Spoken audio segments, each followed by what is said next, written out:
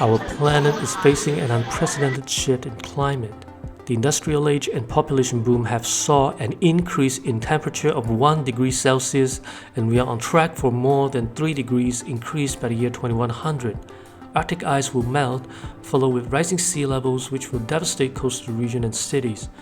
The call to action from scientists and governments has increased in recent years, but progress is slow, and we are hurtling toward the day where climate change becomes irreversible.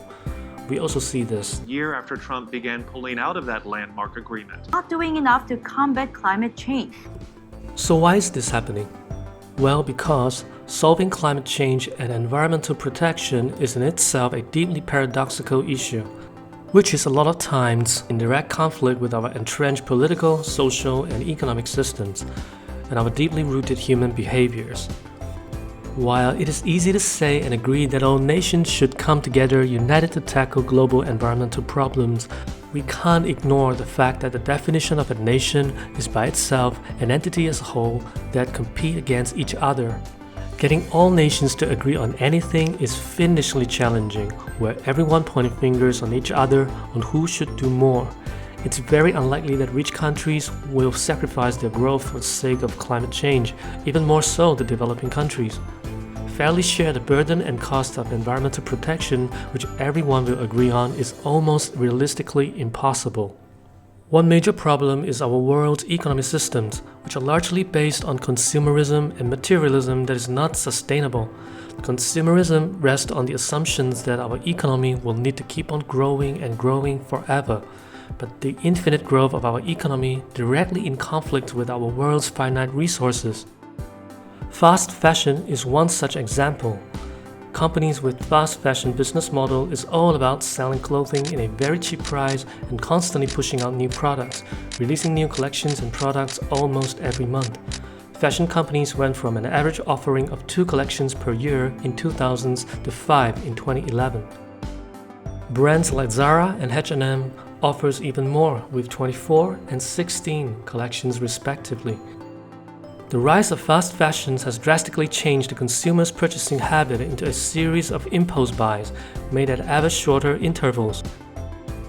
In the 1980s, people bought around 13 clothes per year and will keep them for far longer than it is now.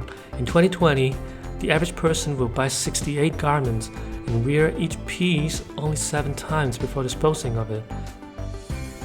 In total, 85% of textiles will be thrown away each year, causing all sorts of pollutions and problems to the environment. To be honest, most of us simply don't take climate change seriously enough. For most of the people, it's just too much to think and worry about when there are much more immediate concerns that need to be dealt with at the moment.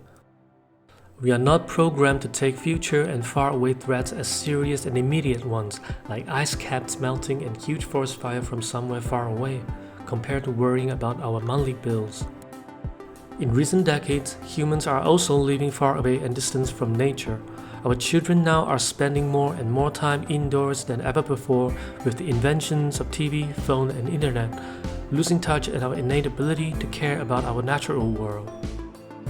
It is difficult to convince people to invest in activities of protecting the environment when it costs money and has to sacrifice conveniences. The proliferation of using plastic straws and plastic bags were invented solely to satisfy our human needs of low-cost substitutions and conveniences, regrettably at the expense of our environment. Also, many don't believe individually they can make a difference and actually do something about a problem as big as global warming anymore. And so, putting all the blame and responsibility to the government and elites to take care of the problem, which is one of the major reasons of inactions in climate change. But there is one thing we need to understand. Protecting the environment and slowing down climate change is less about saving our planet. It's more about us, about the threat that our human civilization has never experienced before. Earth doesn't care and will simply move on with or without us. It is up to us to take up our own responsibility to sort and clean up the mess we have done for us and for our future generation.